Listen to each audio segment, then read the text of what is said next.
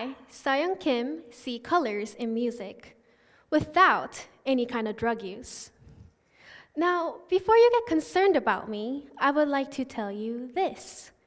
I am a synesthete. According to lifescience.com, synesthesia is a neurological condition that causes the brain to process data in the form of several senses at once. To be more exact, I have chromesthesia, which is a type of synesthesia. As unique as this sounds, this means that I physically feel music in the form of colors. But to me, it's more than that. Chromesthetes commonly express that their brains just link a sound to a color. So rather than seeing actual colors, it's more like our mind's eyes are feeling it. So for me, the note G is a beautiful shade of ultraviolet.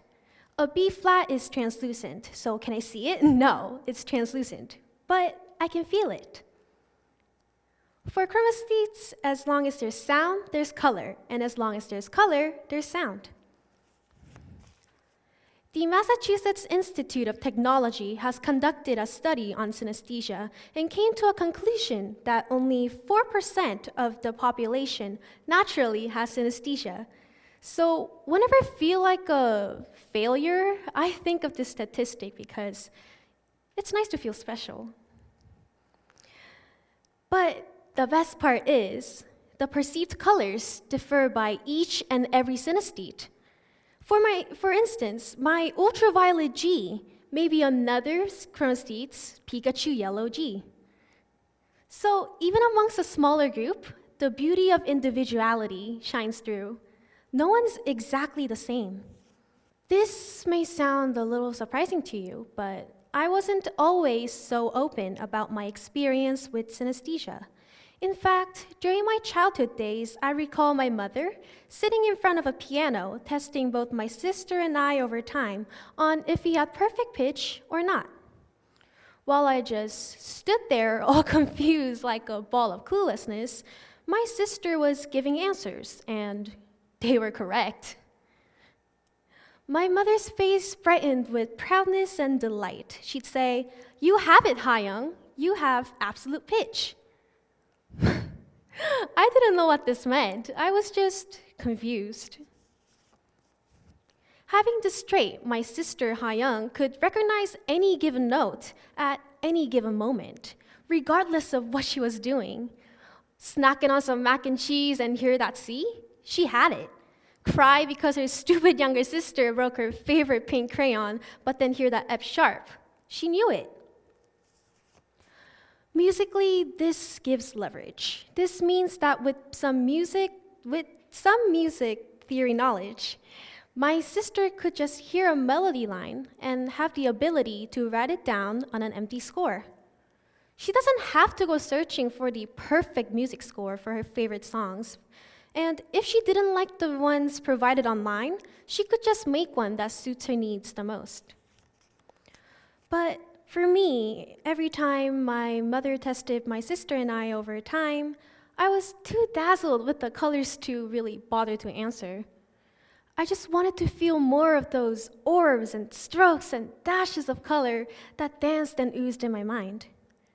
And when I closed my eyes, I could focus on them even more. But I could never think of what pitch it was in the beginning. So, pitch came along later for me when one day I sat down and marked which specific color was assigned with whichever specific note. And although my sister had perfect pitch and I didn't, my parents still embraced everything musical about me.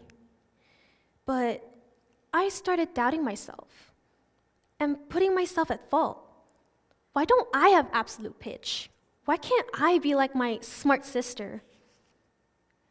It felt like my sister was a step ahead of others, and I was a step behind, alongside many others. Nonetheless, this initial thought formed a barrier around me that bothered me for a long while.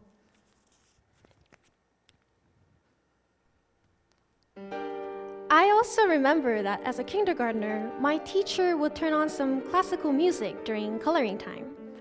This musical piece that's playing in the background for both you and I is the Sonata No. 2 in G minor, Opus 22, written by a 19th century German Romantic composer, Robert Schumann. The first note of the piece is the note of G. The note is played as a grace note, which is a common form of ornamentation in music. And just like I've indicated in the beginning of my talk, the note of G is a beautiful shade of ultraviolet. I usually recall many songs by color, but this masterpiece was engraved into my mind, for with this piece came a semi-traumatic memory. The task of the day in this coloring session was to draw my family. Simple, right? No. The 5-year-old Seoyoung Kim instinctively thought that the crayon she had to utilize was one of these skin-colored crayons. However, no matter how hard she tried, she just couldn't help but to match the colors she saw in her mind. So she reached out to her purple oil pastel and picked it up with much anticipation. The 5-year-old me drew my dad, my mom, my older sister, and myself. We were happily dancing in front of her house, but all in purple. When I proudly wrote my name on the back of the paper and presented it to my teacher, she insisted that people should never be purple. That semi-serious look on her face and the looks I've received from the classmates during the time, and the humiliation I felt, all came together as an ensemble to form a nightmarish moment for the 5-year-old Seoyoung, the 5-year-old me. Within one Facebook chromesthesia community, many people share incidents like these. But thankfully, inside the house, inside my loving family unit, there weren't any incidents like this. But nonetheless, the feeling of discontent began filling up within myself. My loving parents did not compare me to my absolute pitch sister, but I did, profusely and constantly. These thoughts persuaded me to think that deep down, my parents also compared us as well, when in reality, I was just bringing myself down with unhealthy comparisons. The colors that looked like nothing but gorgeousness began looking uglier due to my perspective in regards of it. The classical music that my teacher in kindergarten played in order to aid our concentration became nothing but a distraction that just triggered bad memories. My performance in kindergarten, although it wasn't super academic, didn't excel over others. I was average. I wasn't the most challenged, but I definitely wasn't the smartest either.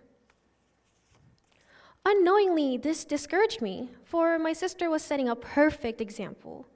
Good grades, good at music, great at the taekwondo, obedient, and so much more. It felt like I didn't have an excuse to be average. I didn't have an excuse to be relatively bad. This thought snowballed and built another barrier around me. Now, I didn't even want to try new things anymore. I feared my own disapproval. My mind was just playing itself. This barrier, I didn't even think about breaking it for a while. But as unfortunate as this gets, the discouragement doesn't stop here. While others just heard musical notes and enjoyed, I began getting headaches at times. So I decided to train myself to truly get used to these colors. But disregarding my efforts, I still faced this. Peer disapproval and judgment disguised as advices or just feedbacks.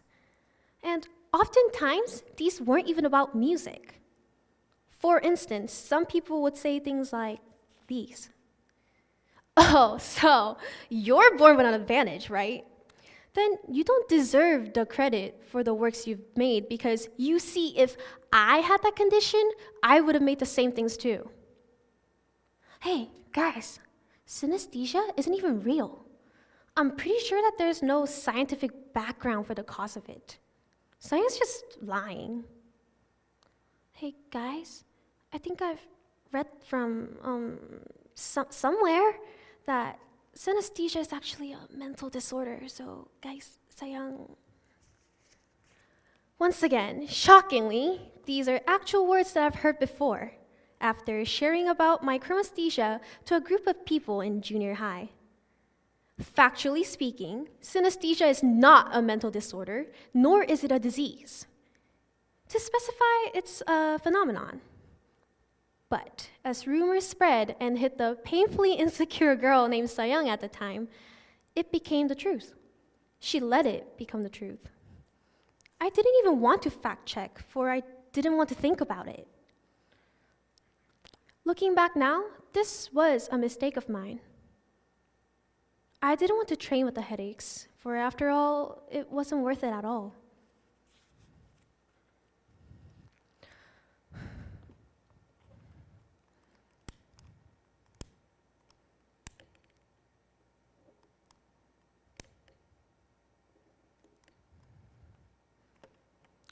But this became a little candlelight for other synesthetes who thought that they were the odd ones out.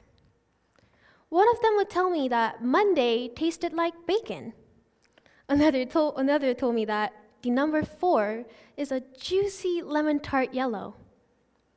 These beautiful descriptions that society has never heard before was sparkling amongst our conversations. I also turned to my supportive family members. I remember I told my dad that I had chromesthesia and that I'm sorry that I have it. Since he wasn't aware of what chromesthesia was, he wanted me to back up a little in order to aid his understanding. And after hearing what it was, his face actually lightened up. Then he proceeded to tell me this: "Seoyoung, I actually get what you mean." My dad would continue, and he told me that he actually remembers people by the colors of their aura. Their voice, their facial features, their actions, and their tone display a color. And he made these statements that made my day. "Seoyoung, perhaps you inherited this alongside your mother's magnificent musical talent." This statement was a game changer.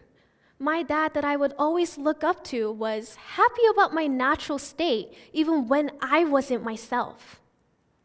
I was filled with joy, for I truly realized that if I put the barriers that I put up for myself down, I will never feel so alone.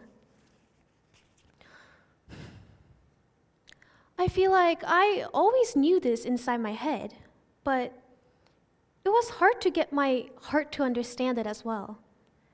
But with this statement, my heart could understand as well. This sparked a light inside of me, the light that motivated me to train with my colors once again. My music making as an active student musician, both inside and outside of school, actually derived from the years of training. I had to strengthen my endurance in regards of the headaches in order to branch out musically. But I just wanted it that badly. Not only did I want to feel those colors coming to me, I wanted to own them. If they're going to be here forever, might as well just make them my lifelong companion. And at last, I did it. Perhaps those barriers that we consciously or unknowingly build up in life may be just over-exaggerations of reality. I like to metaphorically view this as a candlelight. The colors I saw, the colors I've hated for so long, only to love them at last, became something beyond beautiful. These features that put me through the headaches and the psychological pain became the firm foundation for my confidence. For beyond these headaches stood the feeling of accomplishment and sheer dazzlement. A B flat is a glossy, translucent color that resembles a glass bead. A D sharp is a gorgeous, rosy pink. As long as music stays in my life, I'll always see the colors. I'll see the possibilities, the beauty, and the memories that make me who I am today. Humbled, but still confident in the traits that construct me. I actually refuse to call the series of consequences where I spoke up and provided a little something special for the synesthetes back at home as a complete light. In fact, during this talk, I refer to it as a candlelight. The light that not only glistens in their area, but the fire that melts those barriers down. So now, I would like to ask you this. Do you have a barrier that's caging you in from exploring something that once made you feel blue? Are you unknowingly giving up on an aspect before you explore and experience it? All of us possess this kind of unique light. No light can, nor shall, belittle any other light in significance nor uniqueness. To amplify, nor perception shall form a barrier that prevents a candlelight from shining its heart out. The things that you may feel ashamed about right now may become a core identity of yours. And to me, that's the most beautifully enlightening thing. My name is Seoyoung Kim, and thank you all for shining your light today.